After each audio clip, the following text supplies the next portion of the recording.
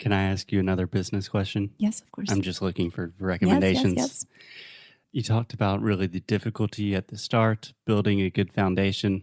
That kind of scares me a lot because we've been doing this for 3 or 4 years now. A business, only after 3 years, it starts to show if it has legs or not.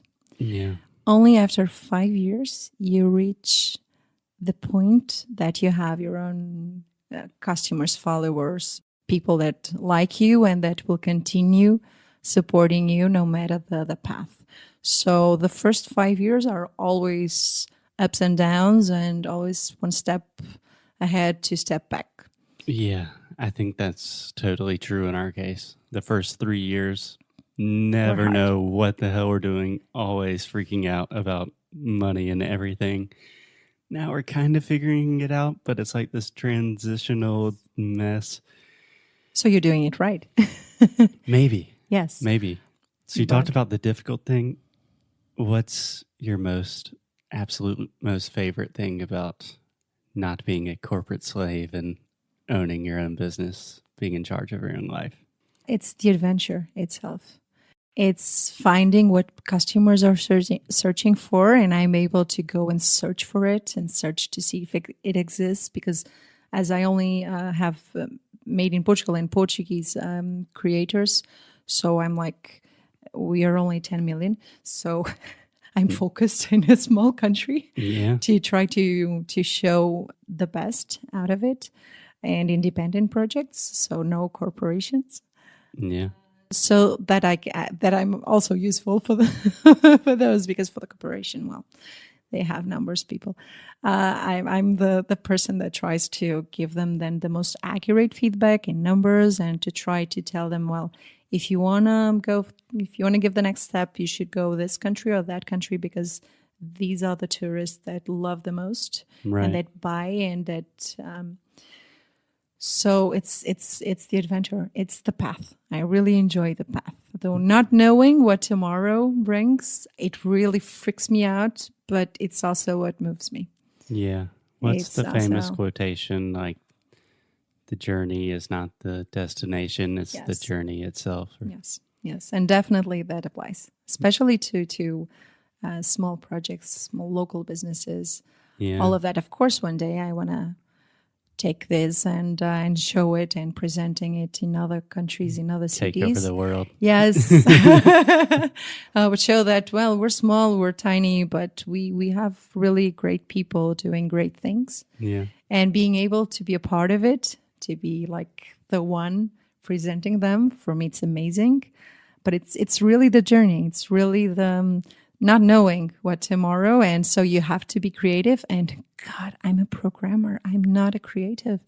I work from, my brain has black and white. I study psychology. Zeros and ones. Yes. I've studied psychology because I really needed to understand why people keep pushing grays. Yeah. So now I know. Well, I know a little bit. But every day I learn from them because I work with creatives. Yeah. So it also makes me a better person. It teaches me things that logical. It's the thing. So I'm learning every day, and I love that. That's beautiful. You are absolutely a very curious person. Okay, so last business question that I'm just stealing your time to get recommendations from you. We have a phrase in English that we say wearing a lot of hats, which means you're doing everything. And you are always here. You're always doing a shitload of things at the same time. Is that actually how it works? Because in our business, I feel like I'm a teacher. I'm not a programmer. But I'm also doing our website stuff. I'm editing podcasts and all of these things.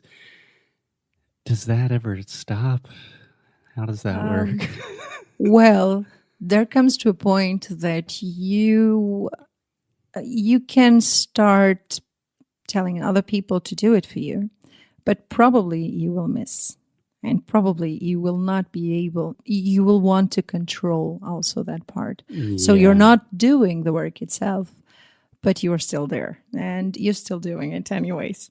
Yeah. But I think that's the, well, that's something that it's not so nice when you have your own business, but it's also because it's yours. You, more than anyone else in the world, wants to know exactly how it goes, because if you know how it goes for real, you can work directly in that part and Right. It's and your take it baby. over. Yes, because I've seen a lot of companies and a lot of small projects being born along the years, and especially in the 15 years that I was running, that I was in the previous company, in my previous job. So there were a lot of shops opening and closing, and because sometimes people think that you open a shop, you just have to have great projects there or great things there, and people will come and buy. Oh God, that's so wrong. Yeah, build it and they will come. Yes, and then ta-da, here it is. Well, if that happens, sorry, you're not doing it right. Yeah. So it's really, yeah, it never stops in the end. But you will Great. be Good to know. working gladly because it's your baby. Yeah. It's yours. Yeah. But yeah, there comes a time when you can pay someone to do like that accounting part. God, all those small, tiny things that you can put someone doing it, and then you just have to go there and check.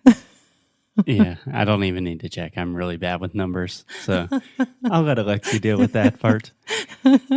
So I really appreciate the business advice, Virginia. This is a language podcast. You. So just really quick, I wanted to ask you a couple of things about language. So obviously you speak English extremely, extremely well. Thank you. What other languages do you speak? Well, I only speak Portuguese, of course. I only get ready. French and Spanish.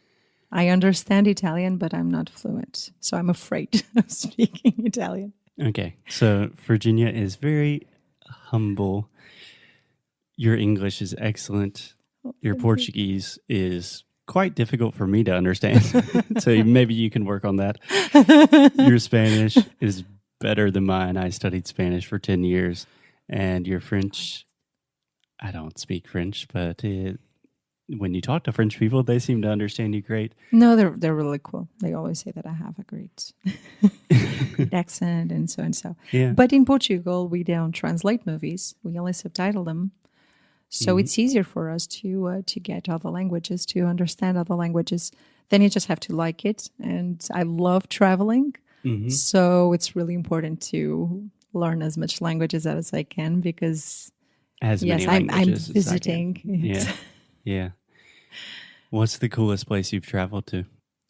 I hate that question. I don't know why I asked that question. No, What's one place you would recommend? Well, not that I've traveled a lot, but I loved Egypt, but that was one of my dream trips. Egypt? Yes. See the pyramids?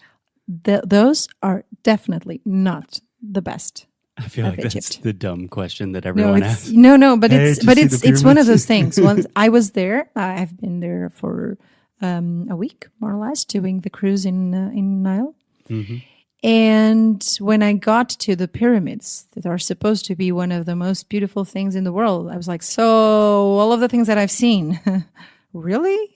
This is what you present? These rock triangles? Yes. They have so many amazing temples, amazing, awesome temples all around, in all the Nile. I would totally tell people to go there. And it makes us, I love places where I feel really, really small and tiny. Yeah. That I remember that, we're just one planet in a solar system, and then you have so many galaxies all around. Damn it, this Virginia, was so you're geek. so deep. This was so geek. Profound. It's not geeky. It's beautiful. That I really love going to places where I feel really small and tiny. Because, same. Yeah, that makes me want to go into the next adventure and changing again my path. So that's why I'm not traveling as much lately. Yeah. So can I ask you, Yes. with all your languages, a lot of people say like, okay, I speak a little bit of French and I speak Spanish, but it's like, okay, your French is horrible and your Spanish accent is terrible. With all of your languages, as far as I can tell, not only do you have a really high level of the language, but you also speak with a really good accent. Do you know what tips would you give to people that are trying to improve their language skills? Well, if you love music, it's the best teacher. Well, after you. No, we love teaching with music. Music. If you want to learn French, music. If you want to learn English, music. And then watch the movies with real people talking. Yes. So No, please don't double it. It's just weird. Once I've seen Sylvester Stallone saying "Hola, ¿qué tal?" in a really, really weird voice. This was pretty much how he sound, and everyone else. No, Sylvester Stallone. Come on, he really has an awkward voice already. He doesn't need to be doubled. So yeah, watch movies and a lot of music. For me, music has been my teacher. I haven't studied so much. I'm from math. I've studied sciences and mathematics. And I think music is the best way to really to get improve sounds right. Yes, and practice as much as you can. Awesome. So Virginia, I know you are a busy lady. I don't want to take too much of your time, but where can people find more about you, about the store? Obviously, we're going to put a lot of links in the show notes where people can come. Not only is this like an amazing store and Virginia's awesome, but this entire street and area of Porto is definitely worth visiting. So how can people find you? So you just have to come to Porto and go to the art block. Please don't miss the art block. It's an old block with galleries, art galleries, shops, independent shops that have the most unique things. Here you can really see what designers are doing differently, all with really great quality. You can actually meet the makers. A lot of the makers have their own shops here. So it's a very distinct part of the city. It's not so touristical, so no tourist traps here. No. Sorry. No. So honestly, I would say that Rua do Rosário is probably my favorite street in Porto. So you have, especially Rua do Rosário, it's where not all, but almost all of the best independent shops are. Yeah, I'm not just talking about Cru. We have really awesome shops all around. It's the artistic hub. And for sure. in Miguel Bombarda, it's where you have all the art galleries in a small mall with the makers there selling their own projects and jewelry and art. So it's so that you can really meet the culture of Portugal. Yeah. And really talk to locals. We talk a lot. Yeah, I think people have perceived that. Virginia, thanks so much for being on the show. Thank you for this opportunity. Thank you. Awesome. So I will talk to you in like 10 minutes when we go upstairs, but it's always a pleasure talking to you. No, thank you. Thanks. See you guys very soon. Bye-bye.